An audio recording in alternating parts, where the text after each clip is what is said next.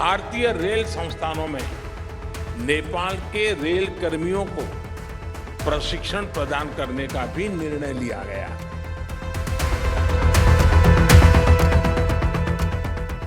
अगर हम 9 साल की उपलब्धियों का वर्णन करने लगेंगे तो पूरा दिन निकल जाएगा।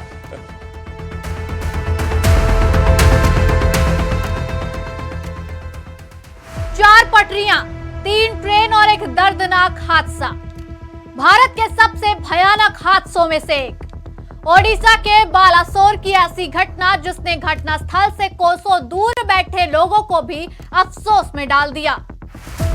Bengaluru Howrah superfast express, Shalimar Chennai Coromandel express और मालगाड़ी इस तरह से टकराई कि कोरोमंडल एक्सप्रेस पटरी से नीचे उतर गई और लगभग 8-9 बोगियां पलट गई।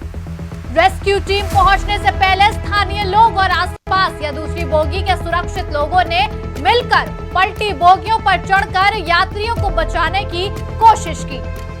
हालांकि काफी ज्यादा संख्या में यात्री गंभीर तरह से घायल हुए, कुछ की मौके पर ही मौत हो गई। हादसा इतना भीषण था कि लोग 12-13 घंटे तक दबे रहे। जो लोग बोगियों में काफी नीचे दबे हुए थे उनमें से कुछ की सांसें भी चल रही होंगी, लेकिन उन तक मदद शायद थोड़ी देर से पहुंची और उन्हें अपनी जान से हाथ धोना पड़ा। तमिलनाडु के मुख्यमंत्री एम.के. स्टालिन ने बालासोर में हुई इस दुर्घटना के बाद 1 दिवसीय राजकीय शोक की घोषणा की है। सवाल ये खड़ा हो रहा है कि इतने बड़े हादसे के पीछे की वजह क्या है? आखिरकार कौन जिम्मेदार है इन मासूमों की मौत का?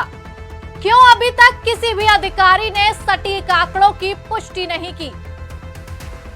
जहां मोदी सरकार के 9 साल पूरे होने पर प्रधानमंत्री मोदी ने रेलवेज और रेल मंत्रालय की प्रशंसा की थी, तो वहीं कल शाम को ही ओडिशा के बालासोर में यह दर्दनाक हादसा हुआ। वहीं अब इस हादसे के बाद रेल मंत्री अश्विनी वैष्णव की मुश्किलें बढ़ गई हैं। दबी आवाज में विपक्ष अब उनका इस्तीफा मांग रहा है। सीपीआई सांसद बिनोय विश्वम ने कहा कि सरकार का फोकस सिर्फ लग्जरी ट्रेनों पर है, आम लोगों की रेलगाड़ियों और पटरियों की उपेक्षा की जाती है। ओडिशा में मौतें उसी का परिणाम है। उन्होंने कहा कि रेल मंत्री को इस्तीफा देना चाहिए।